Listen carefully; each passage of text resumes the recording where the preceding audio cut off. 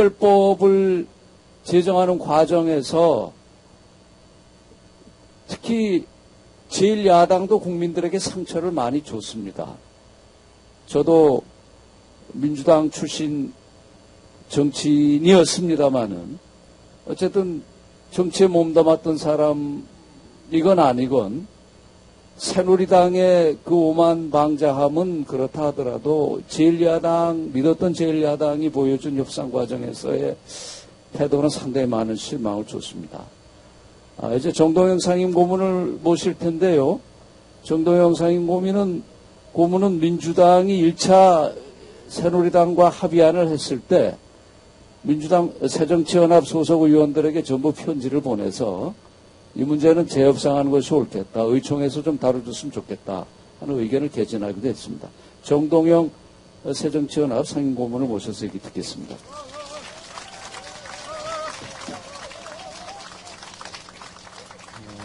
민주당에서 오신 분들이 몇 분 계신 것 같습니다.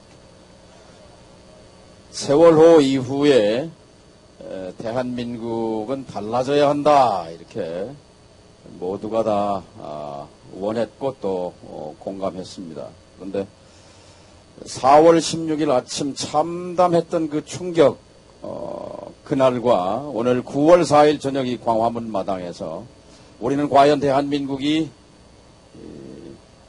달라졌는가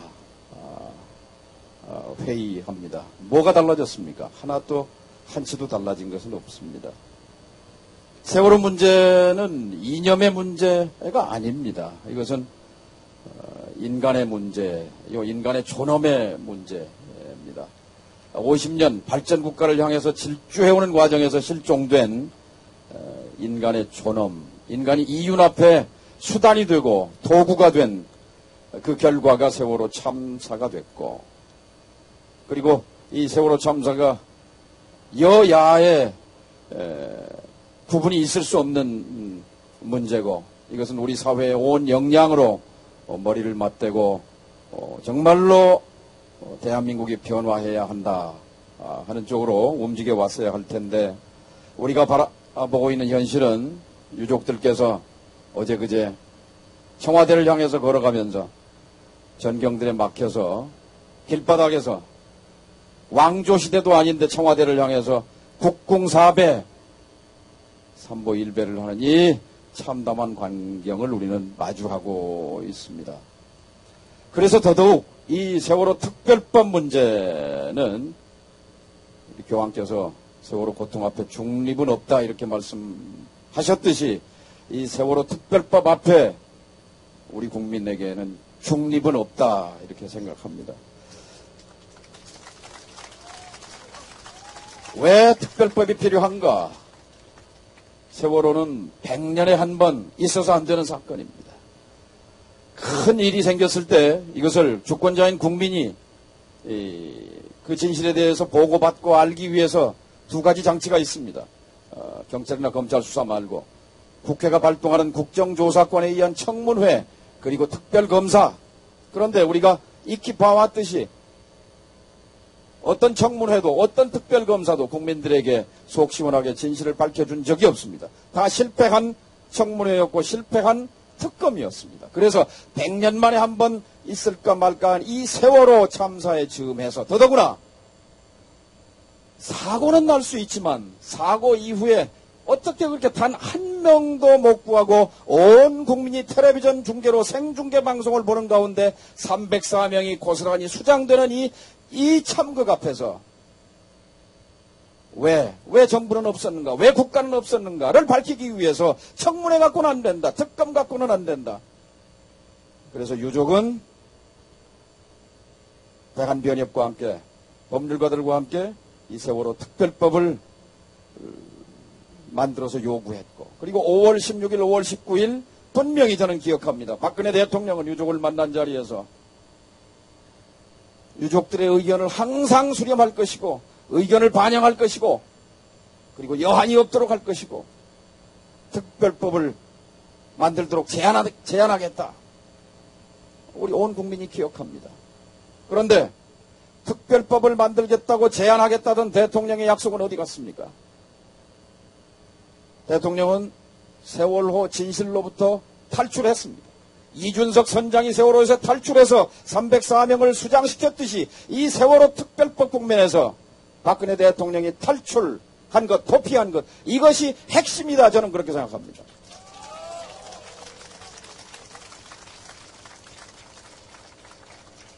유족과 국민은 진상규명을 요구하고, 그리고 그 대척점에 정부와 국가의 책임이 있는데 그 핵심이 박근혜 대통령의 7시간입니다. 저는 4월 16일 아침 10시부터 오후 5시까지 7시간 동안 이른바 박근혜 대통령과 관련한 풍문, 이것은 곁가지입니다. 저는 여기에 관심이 없습니다. 다만 대통령직이 작동했는가, 프레지던시라고 합니다. 프레지던시. 대통령의 지위와 역할이 그 시간 대한민국의 안보 위기가 발생했을 때나 대재난이 있을 때 대통령직은 어김없이 작동되고 있어야 했음에도 불구하고 지금까지 나온 것으로 보면 분명히 7시간 동안 대통령직의 작동에는 이상이 있었다는 것이 사실 아닙니까, 여러분?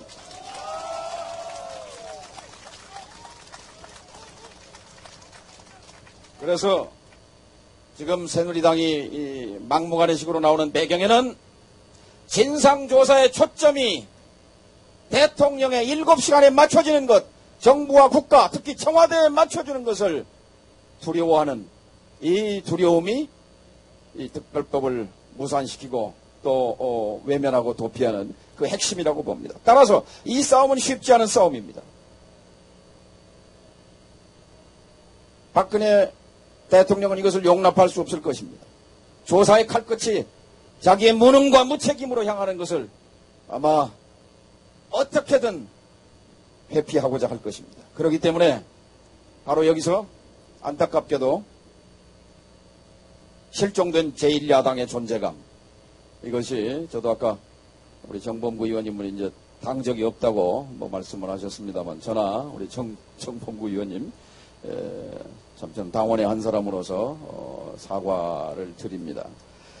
국민이 답답하고 억울해할 때, 그리고 진실이 도망치고 있을 때 국민을 대신해서 앞장서 싸워줘야 할 제1야당이, 130석이나 되는 의석을 가진 야당이 국민으로부터 신뢰를, 유족으로부터 야합이라는 소리를 들었을 때 대한민국의 민주주의 위기가 지금 우리 앞에 있다고 생각합니다. 다시 전열을 정비해서 단일 대우를 갖춰서 국민과 함께 이 세월호 특별법 앞에 중립은 있을 수 없고, 제1야당, 야당이라는 것은 두 가지 기능이 있습니다. 반대자와 대안자의 기능입니다. 자, 이 정부가 독선, 불통, 독주로 갈 때 여기에 명백하게 아니오라고 얘기하고, 그리고 세월호 이전의 대한민국과 다른 세월호 이후의 대한민국으로 가기 위해서 이런 방향으로 대한민국호의 방향을 틀으라고 하는 대안자의 역할을 할 때만이 2017년 정권교체의 기회가 올 것이다. 따라서 민주당에게 이번, 최근에는 위기입니다만, 이 위기를 기회로 만들 수 있는 절호의 찬스다. 국정감사도 중요하고 예산도 중요하고 정기국회도 중요하지만, 그러나 이 세월호 특별법을 쟁취하는 것 이상의 가치는 아니다 하는 것이 저의 생각입니다. 세월호 특별법과 이 박근혜 정권과의 긴장, 이 전선을 유지해서 내년에는 선거가 없고 한참 뒤에 있는 것이지만 결국 주권자인 국민이 엄정하게 이 과반수가 넘는 새누리당을 해체 수준으로 심판하고, 그리고 세월호 특별법을 향해 진군했던 시민사회와 정치 세력의 손을 들어줄 때까지 민주당이 선명한 기치를 들고 가야 한다. 그럴 때만이 무너진 신뢰가 다시 회복될 수 있다 하는 것이 저의 생각입니다. 감사합니다. 겉으로 민주당이 다 잘못하고 있는 것만은 아닙니다. 지금 수녀님들 뒤에 우리 14일째 특별법 관철을 위해서 대통령의 결단을 촉구하면서 정청래 의원이 마포 출신 14일째 단식투쟁을 벌이고 있는데, 여러분 아낌없는 격려 박수를 보내주시면 감사하겠습니다. 네.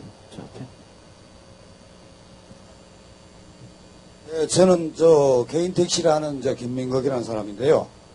오늘 저 존경하는 정동영 의원님과 또 정봉구 옛날 우리 방송에서 본 분하고 서하숙 기자 지금 뵈니까 좀 반갑는데요. 저는 세월호 특별법이 사실은 필요 없는 법인데 왜 국민들이고 유가족들이 만들어 달라고 하느냐?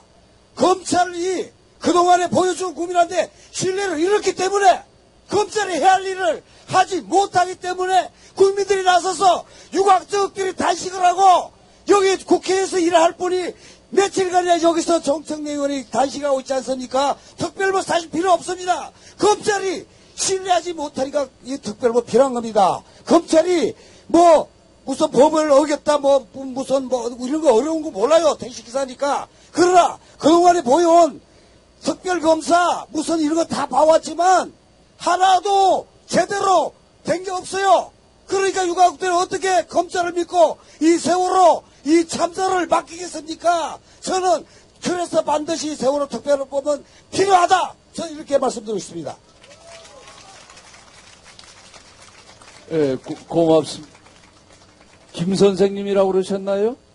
예, 개인 택시를 하신다니까 더 반갑습니다. 요새 택시를 타면 말이에요. 여러분한테 그런 얘기를 듣는데, 어디서 그런 조직적인 그 작업을 하는지, 택시 기사들이 많은 그런 얘기를 하신다고 그래요. 이 세월호 때문에 경제도 안 살고 말이지, 농성하는 거 폄하하고, 그런다는데 우리 또 김 선생님 같은 분들이, 택시 번호가 어떻게 돼요? 그거라도 좀 자주 저희가 이용을.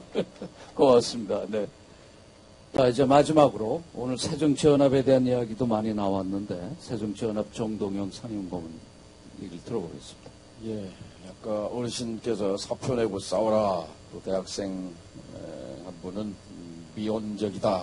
또 직장맘이라고 하신 분은 왜 민주당은 싸우지 않는가? 전부 공통적으로 민주당의 태도에 대해서 말씀을 주셨는데요. 여러분이 말씀하신 것처럼 장기전을 각오해야 할 것 같습니다. 특히 박근혜 대통령이 특별법을 받아들이지 않을 것이라는 그런 예상 아래 이 정권과 또 박근혜 청와대와 맞서야 할 세력은 맨 앞에 제1야당 새정치민주연합 민주당이어야 합니다. 끈질기게 박 대통령에 대해서 약속을 지켜라. 그리고 유족을 만나라. 또 3자 협의체에 응하라. 라고 끈질기게 요구하면서 동시에 우리 권영국 변호사께서 말씀하셨듯이 법 위에 있는 경찰이 시민의 기본권을 짓밟고 있을 때 시민을 보호하고 또 경찰에 가서 항의하고 따질 수 있는 힘과 권능을 가진 세력은 야당입니다. 야당 구실을 하는 것. 그리고 이제 거기서 또 확장해서 금방 말씀 주셨듯이 이 주제를 확장해서 규제 완화와 민영화 그러니까 세월호 속에 다 그 모순이 다 들어있죠. 이것을 야당이 적극적으로 사회적 의제화하고 이 전선을 확장하는 이 노력이 야당이 해야 할 일이다. 야당도 다 알고 있으리라고 생각합니다. 그리고 이제 마지막으로 한 가지 말씀 붙이면 박근혜 대통령의 7시간이 중요한 이유는 그 사생활과 풍문은 갯가지고 이 7시간의 진실이 밝혀져야만 재발 방지 장치가 만들어진다 하는 얘기입니다. 저는 전 정부 때 NSC 상임위원장을 했던 사람입니다. NSC는 국가안전보장회의를 NSC라고 하는데 당시에 NSC는 국가안보 위기와 그리고 대형 재난에 신속하게 대응하기 위한 체계였습니다. 당시에 청와대 NSC 사무처에 무려 80여 명의 인원이 근무했습니다. 청와대 비서 400명 중에 근 5분의 1이 NSC 직원이었어요. 24시간 365일 3인 1조로 경찰에서 한 사람, 군대에서 한 사람, 정보부에서 한 사람 이렇게 나와서 지하 벙커에 있는 대형 스크린을 모니터했습니다. 전국에 있는 CCTV가 다 그쪽에 집중되어 있어요. 산불이 나거나 무슨 재난사고가 있거나 뭐 어쨌든 이런 것들이 전부 휴전선에 무슨 상황이 생기거나 이게 다 모든 정보와 이것이 초기에 집중하도록 되어 있는 시스템이었습니다. 그 시스템은 세 가지 기능이 있었어요. 첫째는 모니터입니다. 24시간. 두 번째는 신속한 최고 통치권자인 대통령에게, 국정 책임자인 대통령에게 신속한 보고가 어떤 대형사고가 나도 10분 내에, 최소한 5분, 10분 내에 책상 위에 보고서가 올라가게 만드는 기능이었고, 세 번째는 정부 말단 행정기관까지를 포함해서 정부의 시스템과 체계를 격발하는, 작동시키는 기능이었습니다. 김대중 대통령 때 시작해서 노무현 정부 때 완성된 이 시스템에 재난의 사령탑을 청와대에 두는 것과 관련해서 초기에 청와대 참모들이 상당수가 반대했습니다. 왜냐하면 청와대가 재난의 사령탑이 되면 사고만 나면 청와대에다가 손가락 책임을 물을 것 아니냐, 이제 이런 반대 이유였는데, 여기에 대해서 당시 노무현 대통령이 명쾌하게 정리한 내용이 있습니다. 뭐냐? 어차피 큰 사고가 나면 최종 책임은 청와대가 대통령이 지게 돼 있다. 그렇다면 사태 초기부터 정확하게 대처하는 것이 맞다. 청와대의 사령탑을 설치해라. 이렇게 해서 NSC 위기관리센터가 청와대 내에 설치됐습니다. 이것을 걷어낸 사람이 누군지 아시죠? 이명박 정부가 들어서면서 맨 먼저 없앤 것이 이 NSC 위기관리센터, NSC를 폐지했습니다. 그러면서 거기에 있었던 수십만 페이지, 2,800권의 대응 매뉴얼을 트럭에 실어서 각 부처로 다 보내버렸습니다. NSC 기능을 폐지했고, 그리고 지금 박근혜 정부는 이것을 복원하지 않고 있습니다. 그러니까 박근혜 대통령의 7시간의 부재, 대통령직의 작동 불능 상태가 왜 이루어졌는가의 핵심은 두 가지일 겁니다. 하나는 부실한 보고, 부실한 대응입니다. 부실한 보고와 부실한 대응이 있을 수밖에 없는 이유 중에 하나가, 현재 청와대에는 재난 담당을 하는 공무원이, 행정관이 한 명 있습니다. 한 명. 그러니까 전 정부 때 80명이 했던 그 시스템을 없애버리고 한 명이 그냥 연락관이 있는 거예요. 그러니까 청와대는 지금 재난사령탑이 아니죠. 그러나 대통령은 취임할 때 나는 국헌을 준수하고 국가를 보유하며 국민의 생명을 보호하겠다고 선서하고 취임합니다. 그렇다면 마땅히 안보와 그리고 재난으로부터 국민을 지켜야 할 사령탑은 청와대여야 합니다. 그런데 지금까지 한 번도 이 NSC 문제와 관련해서 청와대에 언급이 없습니다. 따라서 제2의 세월호를 막기 위한 재발 방지 장치는 현재로서는 청와대에 이 NSC를 복원 부활하는 길밖에 없는데, 그러기 위해서는 바로 이 박근혜 대통령의 7시간의 진실이 규명돼야 한다 하는 얘기입니다. 따라서 이 부분에 대해서 우리가 모두 좀 인식을 공유할 필요가 있고, 또 야당이 이 주제를 지금 놓치고 있는데, 제1야당이 결국 지금은 이제 특별법 국면이어서 여기에 집중됩니다만, 왜 특별법이냐? 제2의 참사를 막기 위해서는 바로 NSC의 부활 복원이 필수적이다 하는 말씀으로 결론합니다.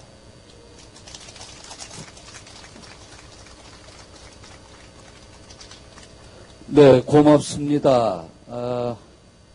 수준 높은 청중 여러분 덕분에 저희가 이